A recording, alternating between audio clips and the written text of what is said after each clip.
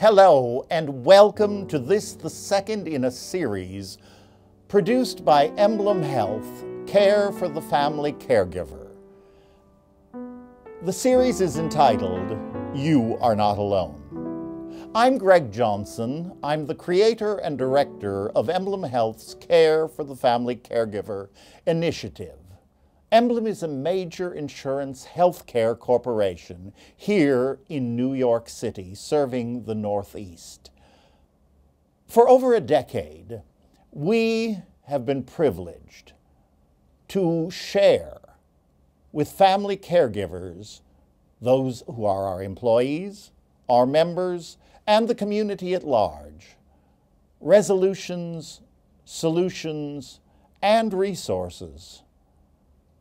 For ladies and gentlemen, you, as family caregivers, are the backbone of the healthcare system. In our first of the series, we talked about family caregiving. We defined it, and I'm just going to repeat that, only so that we're all aware of what we're talking about. Family caregivers, those are the unpaid persons like you and me, who care for one of our loved ones. Healthcare, as we said in that first of the series, is really made up of like a three-legged stool. We have someone who's being cared for. That's the care recipient. We have the doctors, the nurses, the home aides, the researchers, all paid. Those are the professional caregivers.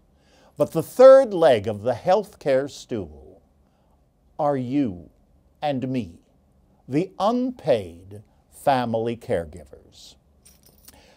In this brief series, in this particular show, I want to spend a moment talking with you about the word family, because the entire focus is on the family caregiver, that third leg to the healthcare stool. We need to look at each of those two words, and so in this conversation we're going to talk about family. You see, all of us belong to many families. We often don't realize that. We have families of origin and families of choice. Now, those are words that may not be familiar to you. Certainly, family of origin is. We all come from somewhere. We all have a blood family. We have mothers, fathers. They may be with us. They may be in eternity. But we come from a bloodline family. Now, many of us here in New York tend to be the only member of our birth family, of our original birth family. But all of us are members of many families of choice. And therefore, we need to talk about both. What do I mean by family of choice? Well, for example, you may belong to a faith community. You may belong to a senior citizen group. You may belong to a political group. You may belong to a political action committee. You might belong to an arts club, to a sporting community. All of those are places that you chose to be involved with. Those are families of choice. Now, where does that word come from? Quite frankly, family of choice is a sociological term that grew out of the AIDS crisis. It was during that very, very difficult initial period where many families in one phone call learned two pieces of information that they were totally unable to deal with. And that's understandable. They learned that their child was gay and secondly was dying imminently. And in many cases they came and they fled. Well, who showed up after them? It was friends, it was 12-step groups, it was faith communities, it was neighbors. And who were these people? There wasn't a name for them. Well, out of this very tragic thing came a new word, families of choice. People who knew no bounds of love, compassion, and caring. And so today, we continue to use that term. That's a gift from our brothers and sisters in the LGBT world. Families of choice. And I want to just share with you how very practical that is. When I first became involved over a decade ago in family caregiving, I was busy looking at both of these words, and I thought family.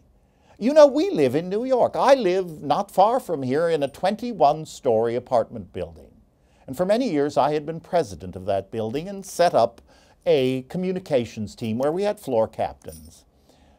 Well, we're taping these shows immediately following the hurricane that we had here in New York with Sandy. And I want you to know that at my home down in Chelsea, the 21-story apartment building, because we had a family caregiving committee, we knew who were the elderly. We knew who had pets and were locked up in what apartments.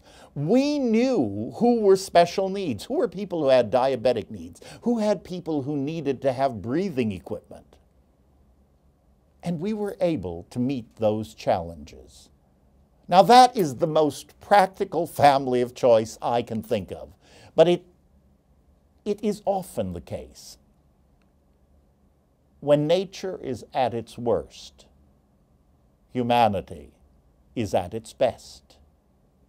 We out here in the East have learned so much about the word family and caregiving because we've risen like you, not feeling isolated, but in our isolation reaching out, one to the other, doing what family caregivers do best, and that is living the golden rule, doing unto others what we pray someone will one day do for us. So please, spend a few moments, think about it, and bless and appreciate your own family of origin. For the good and the bad, we've all had both sides to that. And then look at all the families of choice to which you belong, where you've served, where you've helped, and where you've been served and where you've been helped. Please continue to complete that circle, remembering you are not alone.